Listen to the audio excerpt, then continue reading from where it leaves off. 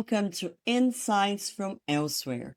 My name is Cynthia Portugal. I am Brazilian and I live in Sao Paulo, Brazil.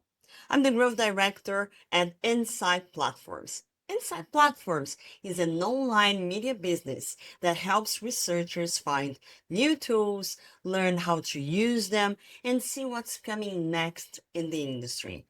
We host a directory, we run conferences, and create content tailored for insights professionals. We created this podcast to go beyond the big markets of North America and Western Europe. We want to talk to professionals from LATAM, Asia, Africa, and elsewhere to find out how they are doing research, what's their experience with research technology, how they influence back their headquarters with local nuances and local knowledge. And of course, we want to learn some curiosities about those regions which affect the field of insights. Today, I have a very special guest. I'm talking to Sheila Akinnusi from South Africa. She is the executive head of group market research at Nedbank. Nedbank is a leading financial services institution headquartered in South Africa and operating across 6 Southern African countries.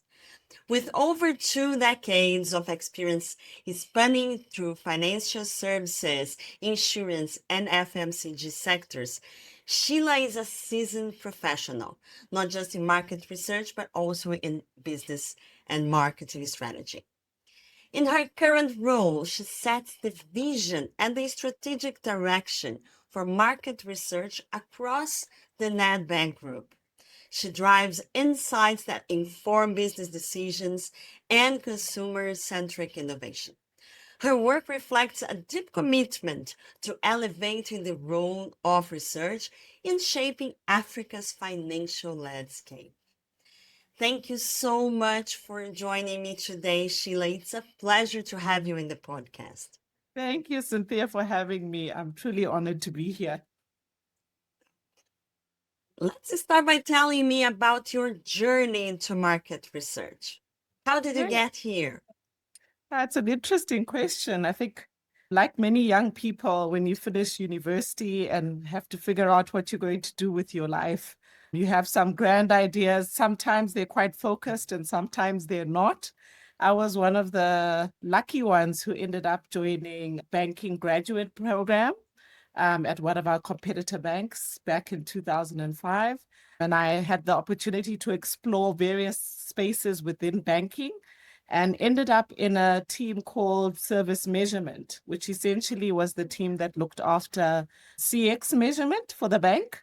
And I subsequently loved it. I'm a left and right brain individual, so it combined my love for people and understanding human beings with the quantitative side of using numbers and structure and strategy to solve problems. So I entered the field via client side, which is also not very common. I moved on from there and moved into the agency side after about 3 years. I decided I needed some grounding in research, specifically the qualitative research space. And I moved to a small agency for about a year. And then thereafter, I joined Nedbank. I have been with the bank for 15 years now, been in the same team for 15 years, and basically rose through the ranks, starting as a group research manager, eventually becoming a senior manager, head of research and analytics. And now I look after the team as the exec head of the function. And that's my research story. It's amazing. What is unique about South Africa that affects the insights fields? Like many markets that are considered emerging markets or fringe markets. I don't like the term fringe, but I think you understand what I mean. Right. I think there's an Yes. assumption that we are monolithic markets in many respects. It might be a number of nuances, maybe in many European or Western markets, there's some homogeneity in how society functions, but Africans are really different. I mean, no two tribes, no two cultural groupings are the same. We're very passionate individuals when it comes to embracing our culture and our heritage and where we are from. So as a result, we often find markets or brands that enter our sector who are not necessarily au fait with how the continent operates, kind of lumping everybody into one big box.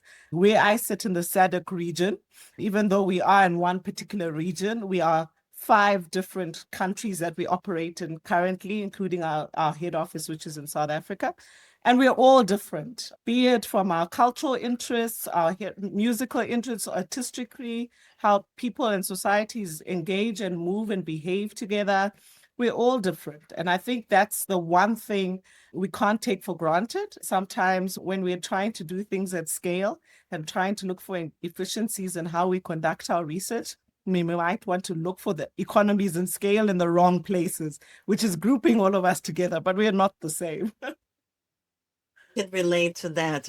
Latin America is often grouped together and we don't even speak the same language. So it's like, That's true. I wouldn't ask how many languages you have in Brazil, but I mean, in our country, we have 12 official languages. So it is really quite diverse. no, actually, in Brazil, we have one language and we can all understand ourselves. Yes. However, the accent is very different Uh, and right. some wordings change from the regions. Right. So, for Right. example, I come from the center of Brazil. So, when I moved to São Paulo, everyone noticed you are not from here.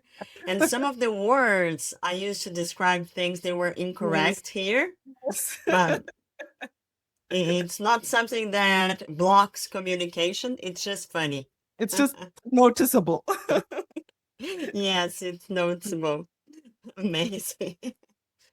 And thinking about like the insights in South Africa, what are the challenges and the opportunities that you see for insights as an institution, let's say? As an institution, I definitely see there are a lot of opportunities for us, especially when we're in a space of AI coming into the fore, big data, using the use of tools and research tools to conduct our work. There definitely is a feeling that we still need to be close to the consumer, close to the market, because not all things can be deeply understood from behind a computer screen or from behind a data set. Yes, it's appropriate for some things, but certainly there are things that can help drive and push human understanding for new innovation to solve new problems. Conversations and observing behavior of people in their day-to-day worlds, I don't think will ever go away. So from that perspective, I find that an increasing opportunity for us. However, the challenges in that same vein is that the volume of information is overwhelming.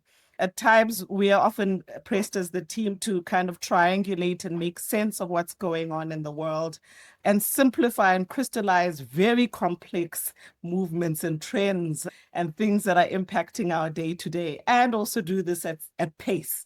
So gone are the days where you had probably 6 weeks to 2 months to deliver a project. We're delivering insights in the rate of days, sometimes in the rate of hours, and the same rigor and quality and attention to detail still has to be in those Yes. things. So it's a pressure cooker at the moment. But I mean, if you're a passionate individual and enjoy the field and are curious and are constantly looking at how people are moving and understanding those traits, it's an exciting space to be in. Yes, I think so too. Yes, I love hearing this. Like the passion about insights and what's to come and all the changes. I'm very optimistic of what's to come. Are you optimistic too, I think? Yeah. I am. And I'll tell you why, Cynthia. I'm optimistic because I'm embracing the change. I think the apprehension can come where there's a resistance to the change. Whereas in Yeah. my team, we've been exploring AI capabilities for the past 3 years. We've done some work in the metaverse that was quite overwhelming, the early days of when we had Roblox. And, you kind of think of these spaces Yes. where kids go to play or gamers go to play, but we've been conducting research in those places and experimenting and learning and playing and just seeing how far we can stretch the methodologies and the techniques that we use. I think it's incredibly exciting, especially for respondents. I think of the days when you had to have somebody walking around with those clipboard cap paper-based surveys, and it was usually some boring individual Excited Yeah. about whatever was on their piece of paper, but you as the respondent weren't really engaged so much. Now we have fun Yes. ways, and respondents, we see it in some of the feedback respondents give in participating in studies. They're loving the engagement, they're loving the gamification. And people are also free to express their true thoughts and their true feelings about things because of embracing technology. From the efficiency standpoint, we're now plugged into superpower capabilities now. So it's not to replace any of our capabilities, it's to enhance what already is in our minds and we haven't been able to access. If we were accessing maybe 7 to 10% of our brains, if we're lucky, I don't know what the official statistics are on that, to Mm. access maybe 30, 40%, the world is open to us now. And I'm really, really excited about it. Amazing. Yes. You were talking about very exciting ways of doing research, like whole blocks and stuff. I have my kids playing it, and I can imagine how interesting it should be. Yeah. Thinking about the banking sector, how does the banking sector, like, what is different about the banking sector that shapes the way you create insights at that bank? Like, Yeah. how is it different from the other sectors or FMCG? Mhm, mhm. I'll certainly say two things about financial services. Firstly, it's a little bit harder than you'd find in an FMCG space because, for a brand to be experienced and lived in banking, a lot of people don't think about the provider of where they keep their money in that vein, or at least not top of mind versus, a brand that you wear or something, a car that you drive, or whatever the case may be, anything that is externally expressive of your identity. So I think that's the Mm, first challenge that we have as a bank is articulating what our brand persona, what we stand for as a brand, that actually is quite important for how every human being survives in society today. If we think about it, there's not many things you can do in the world without money. So it's one of those things that is an anchor brand, but one of those subconscious things that you don't tend to think about too much. And what we find from different categories or sectors that I've worked in, we do move a lot slower than other sectors, maybe FMCG from an innovation pipeline perspective. Sometimes new product development perspective doesn't have as many cycles as you'll see in the no. FMCG space, for example. But that's equally changing. I think with the era of digitization and the likes of fintechs coming on board, we're also being challenged as traditional banks to keep up with the pace, or otherwise, your breakfast is eaten before you even have woken up for the day. So it's exciting. We're certainly going through a lot of cultural shifts, a lot of mindset shifts in terms of how to address the market and appreciate what can be done for the market, and also diversification of the types of products and services that we offer, because there's an expectation from consumers now in terms of them expecting us to offer that because they see it in other sectors as well. Mm. Amazing. Yeah, that's really cool. We have this bank here in Brazil, which is 100% digital. They don't have agencies or anything. Yeah, And they are quite new bank, it's called.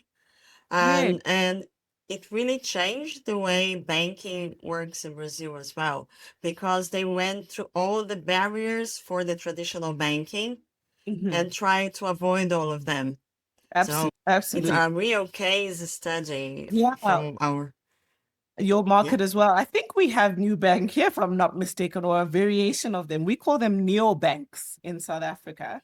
Basically, I digital don't first. know. Yeah. Yeah, I digital know first. they're expanding to Latin America. Only Latin America. And Okay. Okay. yeah, I think only Latin America, but I wouldn't doubt it, to be honest. And thinking about like insights and for banking or whatever, or all the other sectors, we have the qualitative insights, like where you go deep and stuff, and the big have quantitative numbers. What is the difference you see in each of them when thinking about what they can do and how they can drive change, drive behavioral change and innovation?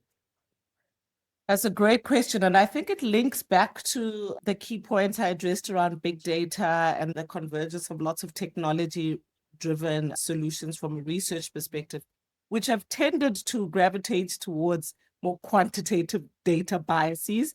And I can Mhm. understand that is from a perspective of making sense of the data that is available to us, because we are sitting with terabytes, and I don't know what the latest figures are in size on the amount of data we Yes. produce every year.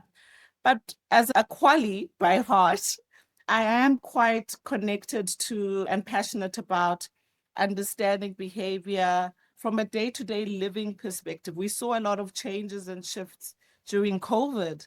And even the COVID changes, even though we could understand them in the hard nuts and bolts from a statistical perspective and a numerical perspective, to really understand the nuance and the richness of what consumers were experiencing, the assistance they needed, the innovative thinking we had to come up with in terms of solving problems for markets and consumers at that time. You will recall we had to listen a lot to each other. It was by function of sitting in front of Teams calls and video calls like this, but that connection and that real humanness came out through qualitative work, which is having conversations or being together or understanding how we move amongst each other. And as Homo sapiens, that's inherent to us as people. I don't think that will ever go away as people, especially in markets like Africa and the African continent, rather. People, we are deeply ingrained and deeply connected to moving with each other, versus maybe counterparts in other Western societies. The family unit structure is important to us.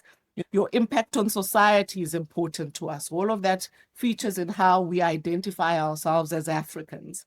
So, in that Yeah. same vein, I certainly believe the future of Kwal is very safe, at least on the African continent. It's very safe. Yeah. Always gather around and have a conversation. Yes, and you were speaking about the pandemic, and I remember being in calls all day, but it also made me feel more empathic about the others that worked with me because I was used to see them in the office, all dressed up, all ready to work in a meeting. And then you end up seeing them with a bad hair day. For example, cats Hello, joining the Kat. meeting. Yeah, this is Chewbacca joining. So cats joining, dogs joining, kids coming So, to say hello. And sometimes someone was in an important meeting and a yes. kid would start crying or something, and you would say, "Go there, we finish this later." But we were not used to this. It was It's true. something completely different. But I think it helped us seeing the other people we work with as human Mm, beings like us. mm, Like mhm, everyone needs to go to the doctor, everyone has kids, has absolutely. pets, has machines, laundry machines going on and going off during the call. That happens. So I think Absolutely. in some way it was really good to understand the small nuances about your colleagues, right?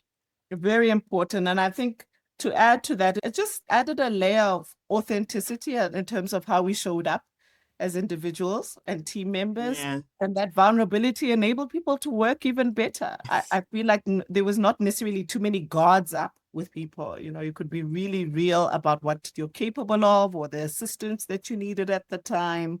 So yeah, Qual is the future as far as I'm concerned.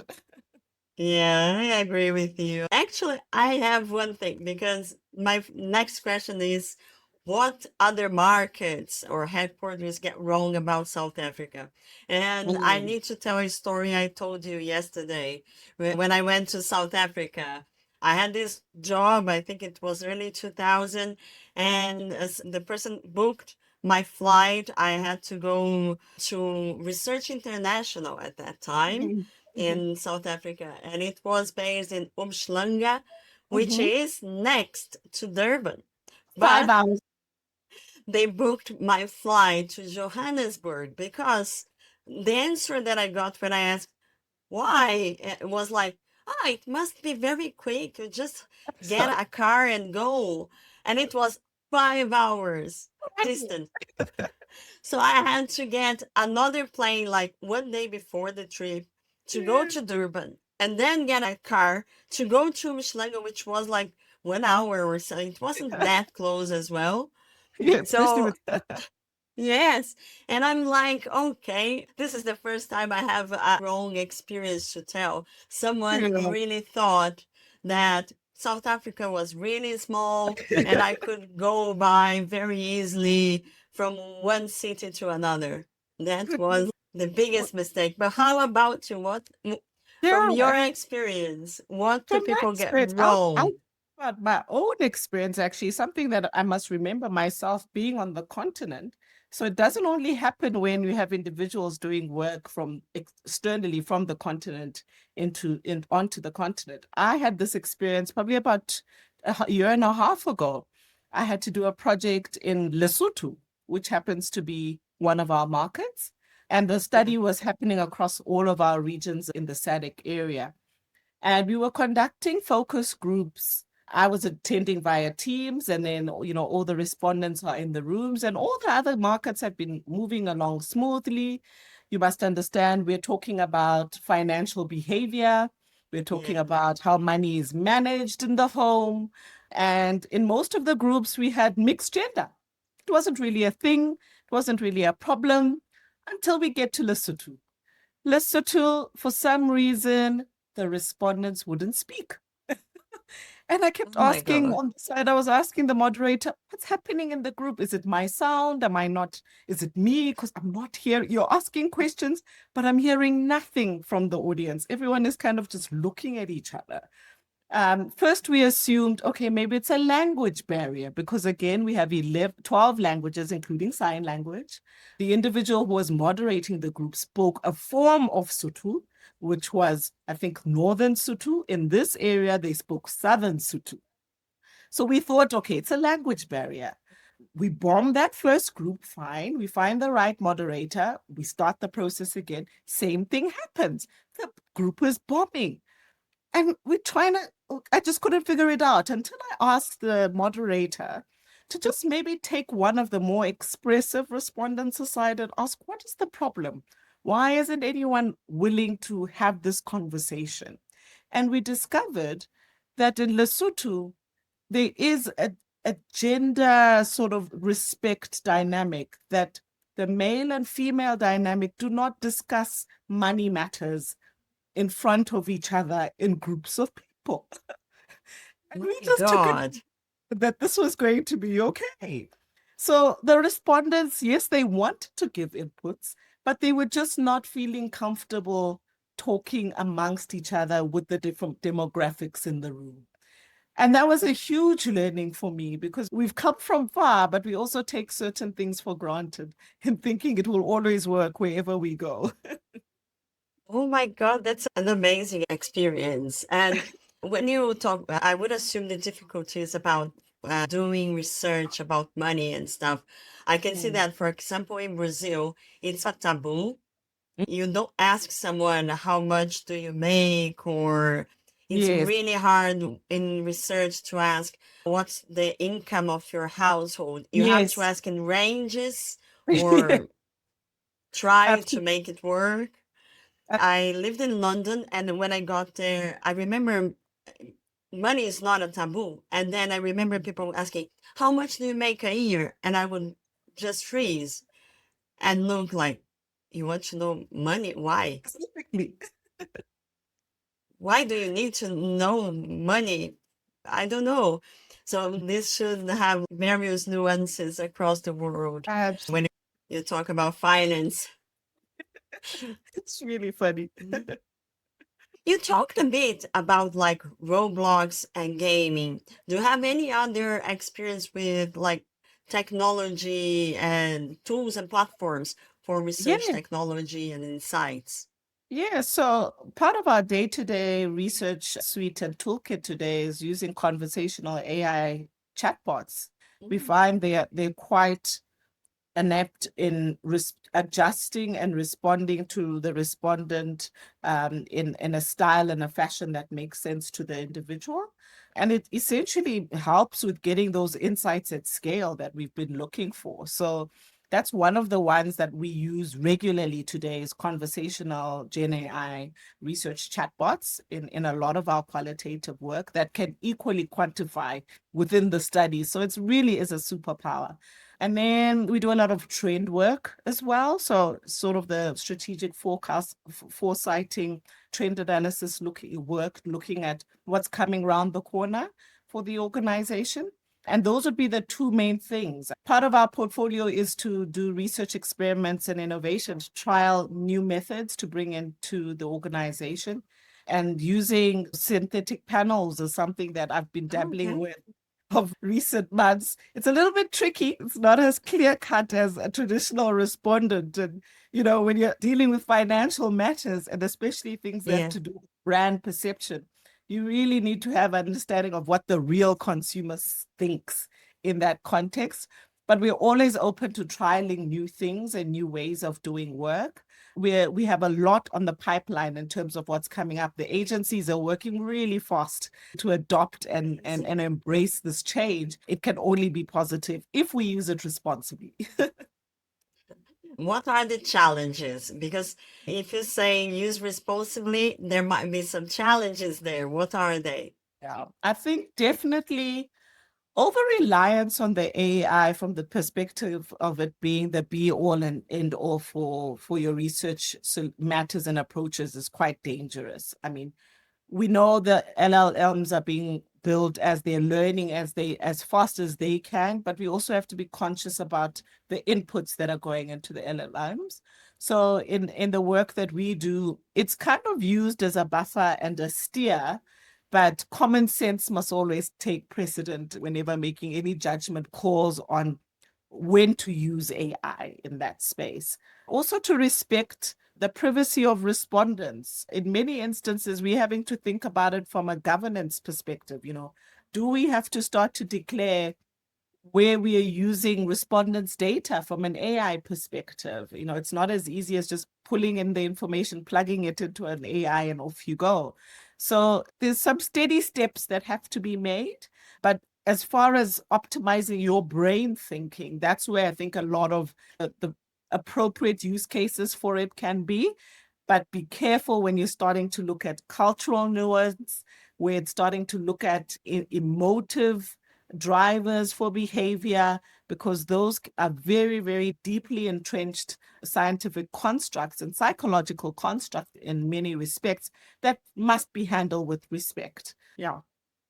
Yeah, that's thinking about this cultural perspective, how do you see the future of research in South Africa? Because Mhm. there are nuances, there are many languages, there are many things to take into account. And we are Mhm. in a world where everything is going towards technology, AI, and everything. Yes, So, how yes. do you see it happening there? I think for us, because we are naturally quite expressive as a society, we're passionate individuals, and we wear our hearts on our sleeves most of the time. And as a result of that, it will be difficult for brands and business to ignore the individual that shows up before them because of our nature as South Africans. We're quite exuberant, we're quite excitable, positive individuals in the face of really, really some tough things that we're experiencing as a country. But we band together. That togetherness is also what is a drive to ensure brands and companies are responsible for making sure we respect where people are coming from. The great thing about our society here is if a brand is not up to task, your market is quickly going to let you know.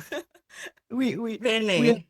we're quite expressive in that way that we even steer brands into, no, you're trying to enter into the territory of this other brand, to stay out of that lane. That's not you. This is where we've put you. So our society is really, really opinionated in that way. They're clear about what they want, and they're clear about their place in the world, but equally can appreciate the lovely region on this continent, on this planet that we are blessed with living in, and are looking for brands that can embrace that and take that story to the world. So, as a result of that, I think the cultural representation of South Africans will always be represented in brands because it's so strong. It really is quite a strong brand that it's difficult to say you're South African and not have specific ideas about how we should be showing up. Oh, that's amazing. Do you have any stories that you can share about a brand that was going the wrong direction and the people helped it go back? Oh my word. I'm not sure if I'm allowed to mention the brand names on the podcast, but I'll give Okay. my own personal opinion. But we do have a Portuguese chicken brand called Nando's, which Oh, is a yes. I'm not sure if you know Nando's, but it's quite a comical brand, fun brand, cheeky brand. I remember it from UK. Yes, they do have presence there, and Yeah. they've really done well across the world. We actually look to that brand to make light of some of the really challenging things we experience in our country from a societal point of view, political standpoint. We almost wait for them to come out with what's the ad that they're going to make jest of in whatever's happening in a political arena, usually politics, or business arena or sporting arena. And that's the role that they play for us. They represent us, make the humor that we can embrace from the challenges that we sometimes have to face. And a challenger brand, or in another category, tried to do something similar. And quickly on social media, we're told, this is Nando's territory. Can we leave it to them? We don't expect that of your brand. I think it was a financial services institution. It was something as light as you're holding our money. Just look after our money. That's all you're expected to do in this space. And that also can make it quite challenging for brands to craft new pathways and new ways to identify themselves in society, because we do get quite specific about where we see brands. But that's the challenge for marketers as a whole, to address those points and continuously make it relevant and resonate with the markets that we're trying to serve. So that's again why the cultural understanding, the qualitative work and quantitative can go a long way in unpacking how well is our work landing to land those messages with consumers. Well, I can imagine the hassle it would be to change a positioning in South Very hard, Africa. very hard, But you especially know, to it's a good thing yes, yes. because often when I was working specifically in FMCG, I saw these like every couple of years. People were trying, let's look into positionings. We have to change this. We have to understand this. We have to shape this or that. We have to Mm. change the way we communicate.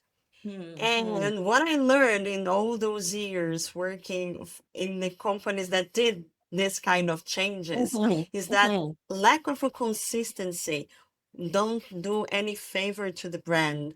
They just they don't have like an opinion about it because it often change. You don't have something that you can say, oh, this is Nando's territory. Because Absolutely. every time a marketing team changes, they need to change positioning, brands, and whatever else they can to show that they are working. But I think that the best work they could do is to keep things going with consistency. Absolutely. And you're so right. And we find in our markets, South Africans like things that they can depend on. And the brands that Yeah. really do well are those that have stood the test of time with long brand heritage and have served the client well. They've understood what to expect from that brand. But that doesn't mean the brand doesn't refresh within that same space that Yeah. they're known and trusted for. And I think that's where sometimes, to your point, we can get overly excited about, throwing the baby out with the bath water. And but consumers will quickly tell you, go back to what we know about you. And quickly, I think it's a test and learn approach, because you also do have to take some brave risks and some chances as a brand, especially if you're in a cluttered space and need to carve out a new space for yourself, but within reason. Within reason. Yes, yes. What is the coolest thing about AI? It can be something you heard of, you tried, you were curious to try anything. From a research perspective, I think the coolest thing for me is just the scale at which it can take existing information or analyze existing information and really embed it with so many spheres and perspectives to answer a business problem and at the speed at which it can do it at. So for me, what's exciting as for researchers is because we are naturally prompters, I can call us that because that's now the flavor of Yes. the AI is as good as your prompt, right? As Yes, that's researchers, it. we're naturally prompters. We ask questions, we frame things. And for me, it's always the challenge to see how am I going to trick this thing into giving me something or challenging it with something really hard. But I find the more crystallized and the more concise and clear you make it, the sharper what it gives you comes back. So that for me is really exciting in that we really do have an open canvas, and it's about how we intend to use it and what we feed it and what we ask of it, that we as business owners and decision makers can make powerful decisions about. So the AI cannot make the decision at the end of the day. It will give you a playbook, it will give you the lay of the land, but you as the individual still have intuition. And if you've got intuition and gut feel and common sense and can understand the things that are not in front of the AI, that's where the power lies. So that's why I'm excited to have a partner in a tool called AI, because it is just a tool. I want to know more about like your favorite things in market research. What is your favorite methodology? Yeah, this one's a hard one. It Hmm. is. I enjoy MROC, so market research online communities are probably my favorite. I think they Oh, are the combination of uh, traditional in the sense that people are still talking to each other and learning from each other and being guided through a business problem or research guide with a moderator of sorts, but embracing technology. So this is all happening in an online context. I love MROCs. I feel like they give people the space to be themselves and to be free, but the power of the computing engine to do it at scale with people all over the world. So we talked earlier about challenges for Africa. I think one of our greatest challenges to date is internet access. Is sometimes in some of our other regions, South Africa, not so much. Access is there, but it's the cost of data to access that technology. And in our region, in our SADC region countries, sometimes it's actually down to internet access itself. So I think that if we're able to democratize access to the internet and lower the cost of internet significantly, we'll just have more representation and more voices in the room that is reflective of the society that we're trying to service in some shape or form. But definitely market research online communities. what is the most exciting trend in market research today? If I it's AI, you can be specific. I'm seeing something come now with AI being able to crystallize and synthesize different forms of data, big data, study reports, information sitting on your computer. That for me is quite exciting, especially in the thinking around identifying what are the gaps in our work that we haven't explored. Because as human beings, we only know what we know. I'm excited about its opportunity to say, hang on, here's a white space. Out of everything you've given me here and things you haven't necessarily proactively given me, and I've understood about your brand or your business, here's an opportunity for you. I'm slowly seeing technologies coming around in AI that can do that. Copilot can do that to an extent. But from a research analytics point of view, I'm really excited about what the future holds for us in that space. I think I remember in the past when I started working with market research, if you had to do desk research, as we used to call it, and you had these chunks of written files and Yes. you had to read everything and put Oh, together. Sometimes I would use like, highlighter pens Yes. to know what I'm looking at. It was really painful. One of Yeah. these days, Yeah. I wanted to do desk research. I had three reports and I wanted to see synergies in between Yes. them. You Yes. press a button, the synergies come, you read it. Of course, you're still going to read everything because you need to make Yes. sense and you have to give the input of recommendation. You have Absolutely. to bring your knowledge about the business to the table. But Absolutely. the fact that you don't need to read 10 reports, I thought it was like freedom. It really is. Now we can really use our brains for what they're meant for. You think about Yes, the research cycle, our pain points are always at reporting presentation stage because you've spent so much time cleaning data, analyzing yeah, data. I think first, second, third level analysis, and then you get to the themes, and then you've got to brainstorm what the story is.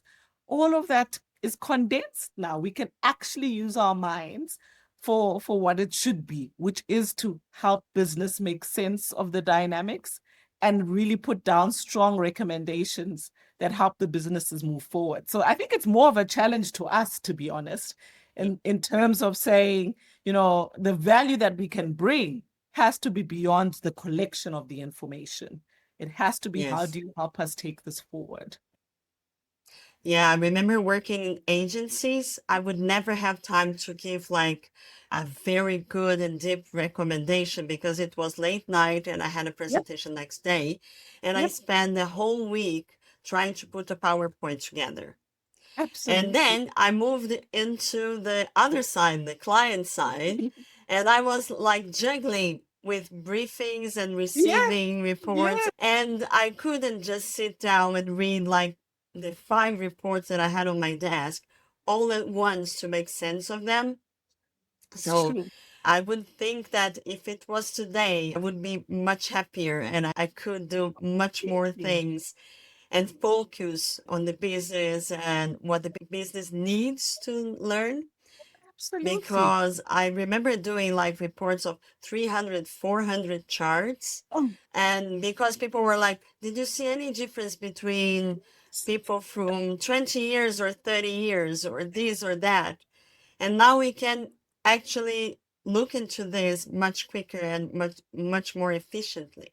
absolutely. And I think one other point, in addition to the frustration of charting and presenting slides, the anxiety about, especially as a quantitative specialist, the anxiety about, have I analyzed this correctly, can now go, because you Yes. have something that is smarter than you, that has access to all the information, that will do it 100% to the T. It will be correct, provided the Yeah. input are correct, of course.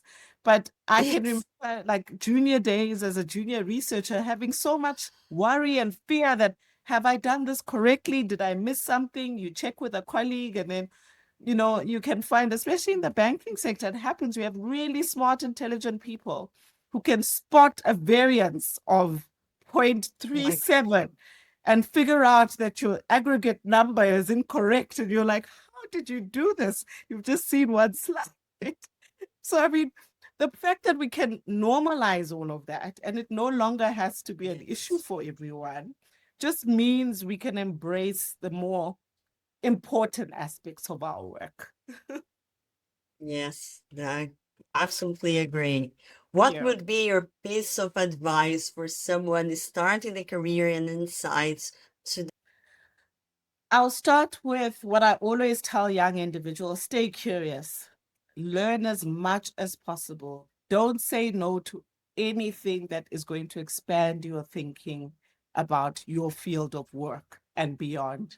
There's a famous quote by someone, I don't know the name exactly, but we have to know a lot about one thing, and we need to know a lot of different things at the same time. And that's the thinking any young person should always have.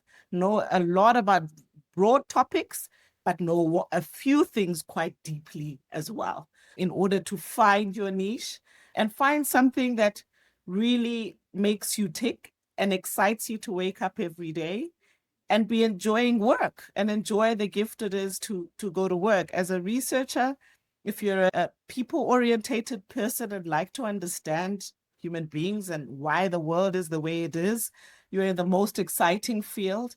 Ask questions, ask as many questions, play, experiment, and have fun. It truly is a fun space. Expose yourself to as many different brands as you can and just enjoy the journey. Amazing. Yes. Thank you so much, Sheila. It's really been a pleasure to meet you and know more about South Africa. Thank you so much for being our guest today. Thank you. And I would like to thank everyone listening to the Insights from Elsewhere podcast. If you know someone, or if you are someone that would have very good stories to share with us from Latam, Asia, Africa, and beyond, just let us know. Reach out to myself and Mike Stevens. We're looking for you to be part of the podcast. Today I talked to Sheila Akinnusi from South Africa. She is the executive head of the group market research at Nedbank in South Africa. So she talked about the South African culture, society, the people, and what people expect from brands and everything, and how insights are being shaped in the region with technology, and how you can use technology in your favor to help in the region, and where it is important to be in presence and not just with the technology and everything. Stay tuned for upcoming episodes of the Insights from Elsewhere podcast, and subscribe to Insight platforms to get all news about the industry straight into your mailbox every week. Thank you so much. Sheila, thank you so much. It was an enormous pleasure to talk to you. Thanks, Cynthia. And we look forward to hosting you in South Africa again soon. Oh, yes, I'll make sure I get the right flight this time. Definitely. Thanks so much. Have a good day. You a good night. Thank you. Thank you. Bye.